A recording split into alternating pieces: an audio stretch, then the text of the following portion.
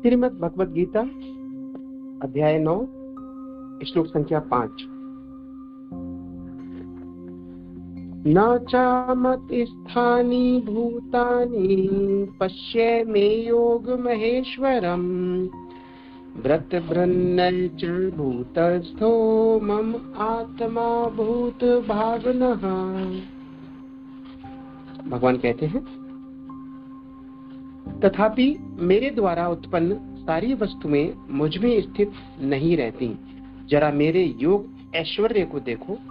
यद्यपि मैं समस्त जीवों का पालक अर्थात भर्ता हूँ और सर्वत्र व्याप्त हूँ, लेकिन मैं इस विराट अभिव्यक्ति का अंश नहीं हूँ, क्योंकि मैं सृष्टि का कारण स्वरूप हूँ। भगवान कहते हैं तथापि, यानी जो मैंने पहले कहा उसके अतिरिक्त। और पहले क्या कहा भगवान ने, हमने पिछली क्लास में पढ़ा था, यह संपूर्ण जगत, भगवान कहते हैं यह संपूर्ण जगत मेरे अव्यक्त रूप द्वारा व्याप्त है। समस्त जीव मुझ में है, किंतु मैं उनमें नहीं हूं। एक छोटा सा एग्जांपल लेते हैं इस चीज के ऊपर। आपके पास कोई बड़ा सा जार होता है शीशों का, तो उसमें बच्चे कुछ सामान रख देते हैं या आप कुछ सामान रख देते हैं। तो एक जार में एक ही सामान रखते हैं आप, जैसे किचन में बहुत सारे बर्तन होते हैं उसमें सामान रखते हैं ना, दाल चावल चीनी और पता नहीं क्या क्या रखते हैं ना। तो कल्पना कीजिए एक जार के अंदर, एक बोतल के अंदर, एक जो भी डिब्बा होता है उसके अंदर जो पारदर्शक है, यानी शीशे का है या प्लास्टिक का है, दिखता है जिसके अंदर से, उसमें आप राजमा डालिए मोटा मोटा, बारीक बारीक तिल या सरसों डालिए, चना डालिए, गेहूं डालिए और 8-10 चीजें ऐसी डालिए और भर गया पूरा। तो आप क्या कहेंगे, इस जार में या डिब्बे में ये सारी चीजें हैं। पर क्या कह सकते हैं जार उसके अंदर है? नहीं ना, जार तो बड़ा है, अलग है, पर उसके अंदर ये सारी चीजें समाई हुई हैं। इसी प्रकार से समुद्र में एक छोटी सी नौका होती है, बोट, और बड़ी सी होती है, शिप होता है, महान शिप होता है, बहुत बड़े बड़े शिप होते हैं, जहाज, पानी के जहाज। तो इतने सारे जहाज बना दो, डाल दो, शिप डाल दो उसके अंदर, बहुत बड़े समुद्र के अंदर, तो दूर दूर तक केवल शिप नजर आए। तो हम क्या कहेंगे, समुद्र में अनगिनत जहाज हैं, कहेंगे ना। और फिर क्या हम कह सकते हैं, समुद्र में जो है जहाज के अंदर है। अच्छा, एक और बढ़ाते हैं इसको, समुद्र का पानी दुर्भाग्य से सारे जहाजों में भर जाए, अभी डूबे नहीं है जहाज, तो क्या हम कह सकते हैं समुद्र जहाज में आ गया? नहीं कह सकते, कभी नहीं कह सकते। क्यों? समुद्र तो कितने भी सारे जहाज क्यों ना समुद्र की सतह पर हो, समुद्र फिर भी उससे विशाल है, अलग है। और जब पानी, समुद्र का पानी उन जहाजों के अंदर घुस जाए, और पानी बाहर भी है शिप के, जहाज के, और अंदर भी है, क्या हम कह सकते हैं समुद्र जहाजों के अंदर आ गया? तब भी नहीं कहेंगे। क्या कहेंगे, समुद्र का पानी जहाज में आ गया। अनगिनत जहाज, बहुत सारा पानी, उन समुद्र का पानी जहाजों के अंदर, उसके पश्चात भी समुद्र तो उससे भी बड़ा है। कितने भी कर लीजिए, जैसे जार है ना या डिब्बा, कितना भी सामान भर दीजिए, पर डिब्बा उन सामानों में नहीं है। हाँ, सामान जरूर उस डिब्बे के अंदर है। तो हमने पहले वाले श्लोक में पढ़ा था कि समस्त जीव मुझ में है, भगवान कहते हैं, लेकिन मैं उनमें नहीं हूं। जैसे जार अलग है सारे सामानों से, समुद्र का पानी जहाज के अंदर घुस गया, तभी भी समुद्र अलग है और जहाज अलग है।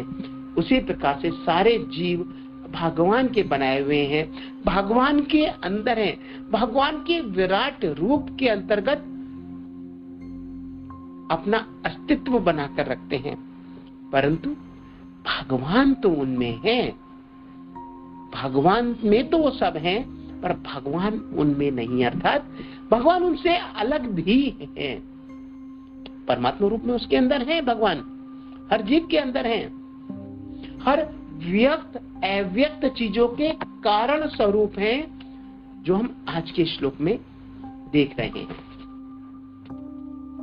कहते हैं क्योंकि मैं सृष्टि का कारण स्वरूप हूं, भूत भ्रंच भूतस्थो मम आत्मा भूत भावना।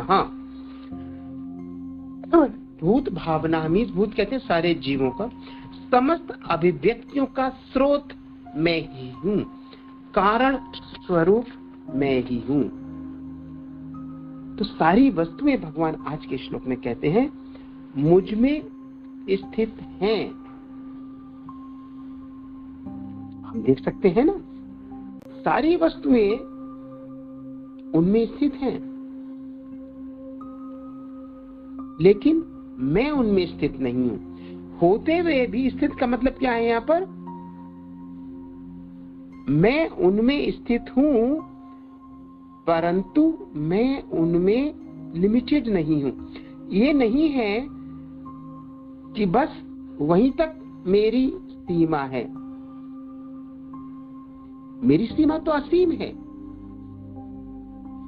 कैसे? जैसे यहां पर भी बोला है, प्रभुपाद जी की जय। श्री प्रभुपाद जी कहते हैं कि भगवान की जो आयु है, भगवान की जो सीमा है, वो अनंत है और सब कुछ उन्हीं पर स्थित है।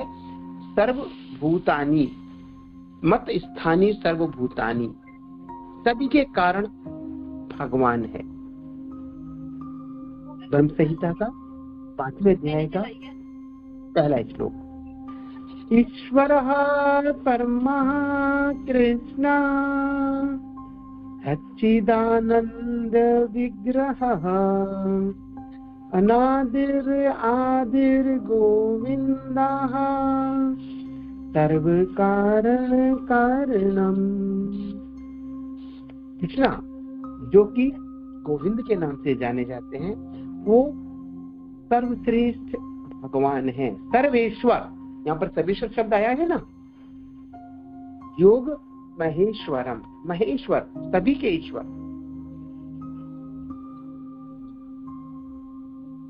वो सभी के ओरिजिन है, सभी का प्रारंभ उनसे होता है और सभी ग्रहों को अपने ऊपर स्थित करते हैं।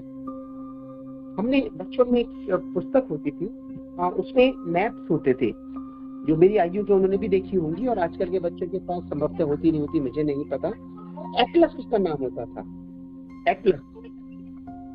देखा है आप लोगों ने, किसी ने? रूपा जी उसका उदाहरण दे रहे हैं यहाँ पर। एटलस जो कि पूरे विश्व का ग्लोब जो होता है, गोला गोला बहुत बड़ी गोल की तरह से होता है, गेंद की तरह से, और उसमें प्रत्येक देश का मैप बना होता है। याद आया किसी को? या कोई बच्चे बताएं, वो आजकल उनकी क्लासेस में होता है ऐसा क्या स्कूलों में? हरे कृष्णा प्रभु जी, दंडवत प्रणाम। जी हाँ, अध्यापिका महोदय बताएंगे। प्रभु जी, जी माता जी। स्कूलों में तो जगह होता है पढ़ाने के लिए टीचर्स के पास। प्रभु जी, मैंने घर पे भी रखा हुआ है हरे कृष्णा दंडवत प्रणाम। ग्लोब होता है ना जी। अजी कामना माता जी आज तो टीचर है, वो बताएंगी माता जी। आप भी यही कह रहे हैं, कुछ और कह रहे हैं? हरे कृष्णा माता जी। कामना माता जी कुछ बोल रहे हैं पर आपकी आवाज नहीं आ रही। हरे कृष्ण प्रभु जी। प्रभु जी जो भी बता रहे थे वही है। हरे कृष्णा दंडवत प्रणाम। तो आजकल ही बच्चों को उस एटलस से ही पढ़ाते हैं ना? जी प्रभु जी। हाँ, गुरु महाराज प्रभुपाद जी से बहुत सुंदर बात कहते हैं और हम सब ने देखा है। एक व्यक्ति होता है, मसल्स तो बनी होती है उसकी, उसने बड़ा सा ग्लोब अपने कंधों पर लगा रखा है, सिर नीचे है और हाथों से उसको पकड़ रखा है बड़ा मुश्किल से, झुका हुआ वृद्धों की तरह से, थका हुआ दिखलाई देने वाला।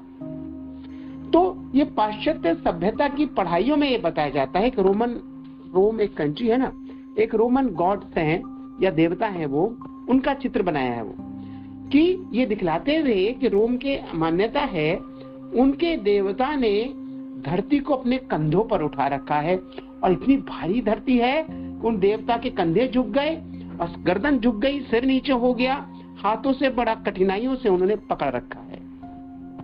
ये उनका थ्योरी है, उनकी सोच है, पर हमने देखा है, और ये तो बहुत पुरानी नहीं है, हमारे तो अनगिनत वर्षों से शास्त्रों में इसका उल्लेख है कि भगवान अनगिनत ब्रह्मांडों की रचना करते हैं, और उन ब्रह्मांडों में, जैसे हमारे ब्रह्मांड में 14 लोक हैं, धरती है, उसके अलावा 6 ऊपर और 7 नीचे, और इस लोक के अंदर इतने सारे ग्रह हैं, तारे हैं, नक्षत्र हैं, और इन सबको भगवान ने ऐसे धारण कर रखा है जैसे कुछ हो ही नहीं, कुछ है ही नहीं। है तो कठिनाई की तो बात ही नहीं, थकने की तो बात ही नहीं, झुकने की तो बात ही नहीं, कंधों पर ढोने की तो बात ही नहीं।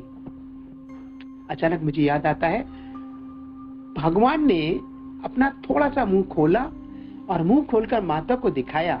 माता को संदेह था, मेरे पुत्र ने मिट्टी खाई है। सब इस बात की शिकायत भी करते थे, देखो मिट्टी खाता है खाना। बोला मुंह खोल, उन्होंने मुंह खोला और मुंह के अंदर क्या दिखा? मिट्टी ही नहीं, अनेक अनेक ब्रह्मांड उन्होंने घूमते हुए देखे। तो उनकी कल्पना क्या और हमारे शास्त्रों की वास्तविकता क्या? तो भगवान सर्व कारण कारणम है, कोई संदेह है ही नहीं इसके अंदर। सब जीवों के पालनकार हैं, पालनहार हैं, भरता है, ध्यान करते हैं। जब कृष्ण पर सब कुछ छोड़ देते हैं तो कोई चिंता रहती ही नहीं।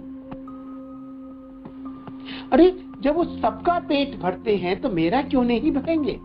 सबका ध्यान रखते हैं तो मेरा क्यों ध्यान नहीं रखेंगे?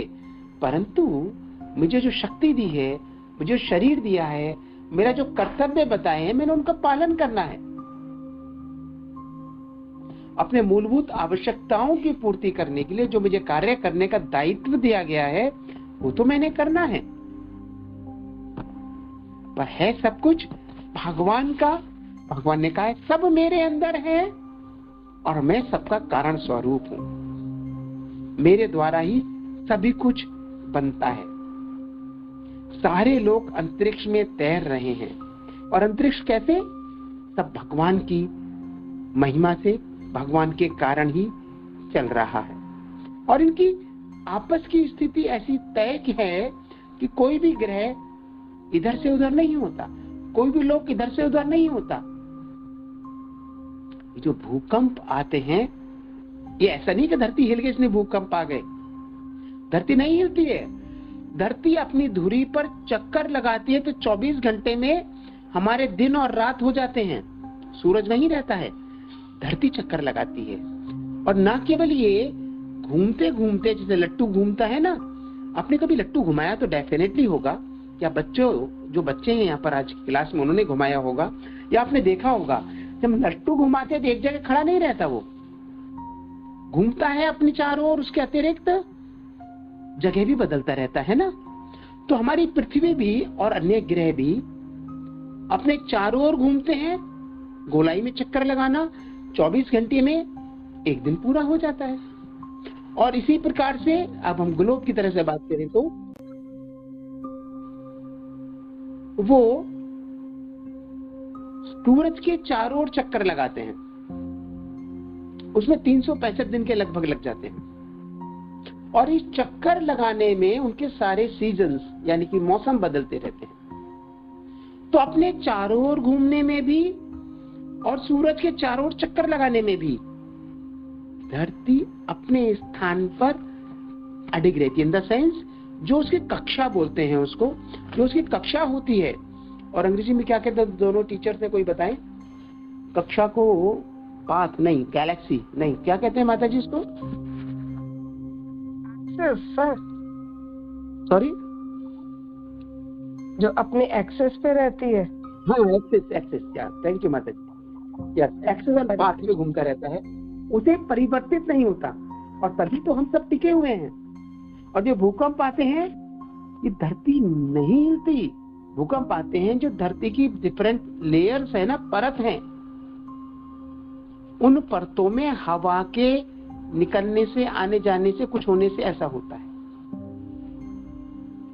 सारी व्यवस्था की हुई है, सब अपने हिसाब से काम करते हैं। जो काम दिया, जो काम सौंपा, वो अपने आप करते चले जाते हैं।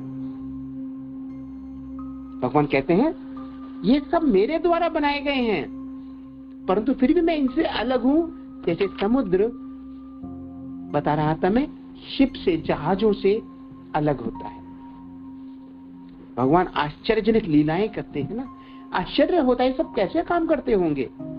मानव इतने इतने ग्रहों पर जाकर देख भी रहा है और अनुमान भी लगा रहा है, तो समझ में नहीं आता। ये जो काल की गणना करते हैं आधुनिक शास्त्री, नहीं पहुंच पाते कहीं पर, बहुत दूर तक जाते हैं। तो कुछ अध्ययन किया, कल्पना करते हैं कोई डायनासोर था, पता नहीं कितने करोड़ वर्ष पहले कहते हैं। और हमारे शास्त्रों की गणना के हिसाब से 432 करोड़ 30 करोड़ तो ब्रह्मा जी का एक दिन की आयु होती है। हम आगे पढ़ेंगे इसको। 430 करोड़ एक दिन, अरे बाबा रे, इतना ही रात, और ऐसे ऐसे 365 दिन का एक वर्ष, और फिर 100 वर्ष। कितनी कठिन है इसके बारे में समझना। तो भगवान ही सबके सृष्टा हैं, पालकहार हैं, पालनहार हैं और धारण भी करते हैं। लेकिन उनको एक चीज और कही जाती है भगवान के बारे में। भगवान कैसे हैं? त्रिगुणातीत।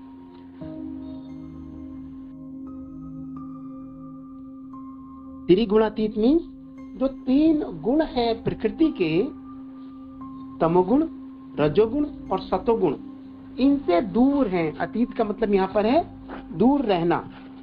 ये इनको छूप कर भी नहीं गए।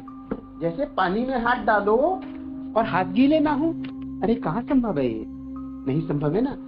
ऐसे ही इन तीनों गुणों से भरी हुई इस जगत को, इस ब्रह्मांडों को, इस धरती को, जिसमें सभी लोग इन तीनों गुणों के अधीन होकर कार्य करते हैं, ये भगवान ने बनाए, तभी भी इससे दूर रहते हैं भगवान, क्योंकि वो इसमें है ही नहीं। तो एक और चीज कहते हैं प्रभुपाद जी, हम मीन्स आत्मा और हम मीन्स अहंकार वश हम इस शरीर को, मन को अपना मान लेते हैं, जबकि दोनों अलग अलग हैं। हम इन दोनों को एक कर देते हैं, है नहीं, पर एक कर लेते हैं। और जब हम समझ लेते हैं आत्मा कुछ और है और मन, शरीर और ये सब कुछ और है, तो हम वास्तव में आत्म साक्षात्कार कर रहे होते हैं, जान पाते हैं अपने आप को ठीक से। और भगवान को जान लेते हैं तो हम अपने और भगवान की स्थिति को समझ पाते हैं, और इस स्थिति को समझकर ही अपने जीवन में भक्ति की ओर आगे बढ़ जाते हैं। परंतु भगवान के साथ ऐसा नहीं है। भगवान का जो दिव्य शरीर है और भगवान का जो मन है, सब एक ही है, अलग नहीं है। और इसीलिए भगवान किसी भी शरीर के अंग से कुछ भी कर बैठते हैं, कुछ भी कर लेते हैं। और भगवान एक बार बस चाहे, कहते हैं भृकुटी हिलानी पड़ेगी, उसकी भी आवश्यकता नहीं है। बस उन्होंने जरा सा सोचा, सोचने से पहले ही सारे कार्य हो जाते हैं, सारे कार्य हो जाते हैं। किसने कभी कल्पना की थी भगवान राम समुद्र को पार करके, रावण ने जो लंका बनाई थी उस पर विजय प्राप्त कर लेंगे? कोई कल्पना भी नहीं कर सकता था।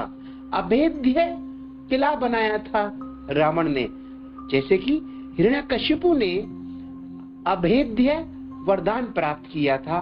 उसकी समझ से, उसकी आसुरी समझ से, जितना बुद्धिमान था वो, उसने सब कुछ मांग दिया। अब तो मुझे कोई नहीं मार सकता, ना मनुष्य ना देवता, तो कौन मारेगा मुझे? ऐसी रावण ने ऐसी लंका बना ली, समुद्र के पार भी हो और दीवार के बाहर खाई भी खोद दी, पार ही नहीं कर पाएगा कोई, और भगवान ने कर दिया। अचिंत्य, अचिंत्य मीन्स जहां तक हमारी सोच ना पहुंच सके, तो भगवान तो अचिंत्य है। शक्ति प्रदर्शन के मामले में भी, प्रेम के मामले में भी, भक्ति और दया करने के मामले में भी अचिंत्य है। कोई सोच भी नहीं सकता भगवान क्या कर सकते हैं और क्या नहीं कर सकते। उनकी महिमा अपरंपार है, अर्थात अपरंपार, यानी उससे पार निकल ही नहीं सकते, यानी उसके बारे में बता ही नहीं सकते। रामचरितमानस में इसका अच्छा सा वर्णन है। हम सबको पता है रामचरितमानस तुलसीदास जी ने लिखी थी, और तुलसीदास जी ने बताया, जो क्योंकि ऐसे जो संत होते हैं ये त्रिकालदर्शी होते हैं, यानी पुराने जीवन का भी उन्हें पता है, वर्तमान का पता है और आगे का भी पता है। तो उन्होंने लिखा है उत्तरकांड में शिव जी के बारे में। भगवान शिव ने माता पार्वती गिरिजा देवी को ये राम कथा सुनाई थी।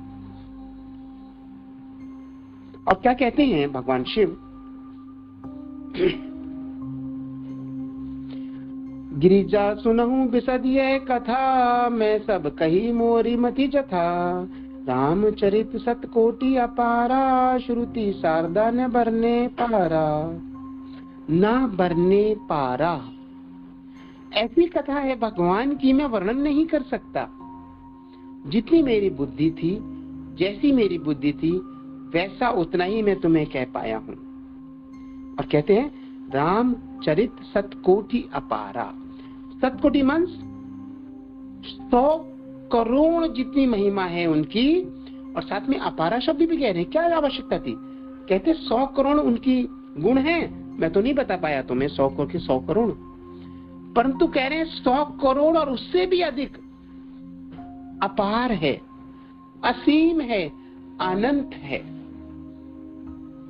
आगे कहते हैं राम अनंत अनंत गुणानी, जन्म कर्म अनंत नामानी। जल सी कर्म ही रच गनी चाही, रघुपति चरती न बरनी सिराही।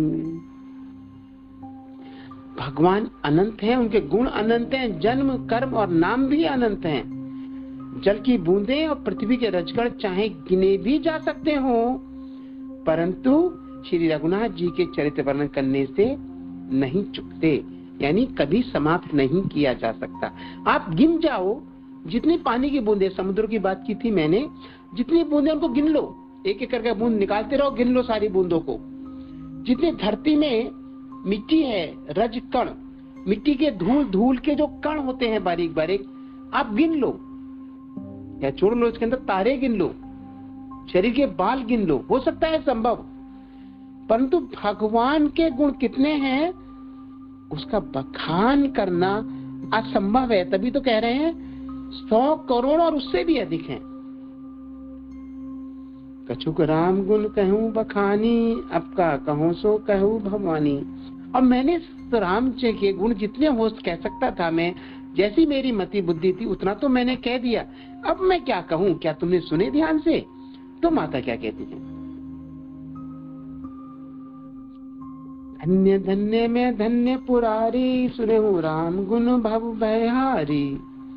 मेरे जो भय था, जो भी भौतिक भय होते हैं, कर कहाँ होंगे, पर उन्होंने फिर भी कहा, माता को कहा भय, पर फिर भी कह रही है जब मैंने भगवान के गुण सुने तुमसे तो मैं कृतकृत्य हो गई, मुझे कोई मोह नहीं रहा, भय नहीं रहा। रामचंद्र की कथा जो है वो अमृत बरसाने वाली है। आगे कहती है बहुत सुंदर बात, रामचरित जे सुनत अगाही, रस विशेष जाना तिन नाही। जीवन मुक्त महामुनि जेऊ, हरि गुण सुनहि निरंतर तेऊ। बहुत सुंदर बात है, बहुत ध्यान सुनने वाली बात है। जो भगवान के चरित्र सुनते सुनते तृप्त हो जाते हैं या रुक जाते हैं, जैसे कथा हो गई ना, अरे यार 6 नहीं बजे, समाप्त नहीं होगी, कब खत्म होगी, जिसके मन में ये आ जाए तो उसके लिए क्या कह रहे हैं, उन्होंने तो बस उनका विशेष रस जाना ही नहीं। भगवान की कथा का रस जिसने जान लिया वो रुक नहीं सकता। बोलने वाला रुकने को कठिनाई होगी, सुनने वाला सुनने को रोकने में कठिनाई होगी। रुकना नहीं चाहेगा, ना सुनने से ना सुनाने से। जिसने भगवान की कथाओं का रस जान लिया और जो रुक गया उसने कथाएं सुनी कहाँ, उसने रस जाना ही कहाँ। वो तो बस भौतिक चीजों के बीच में थोड़ा सा, जिस धूप और छांव होती रहती है ना, बरसात के मौसम में कभी धूप निकलती कभी छांव निकलती, तो हम अपने भौतिक जीवन में व्यस्त रहते रहते थोड़ा सा सुन लेते हैं, सोचते हैं आहा हमने तो बहुत बड़ा काम कर लिया, भगवान की बहुत बड़ी सेवा कर दी। कह रहे वही भक्त होता है जो सुनते सुनते थकता नहीं है, तृप्त नहीं होता है, कहता और सुनाओ और सुनाओ और सुनाओ।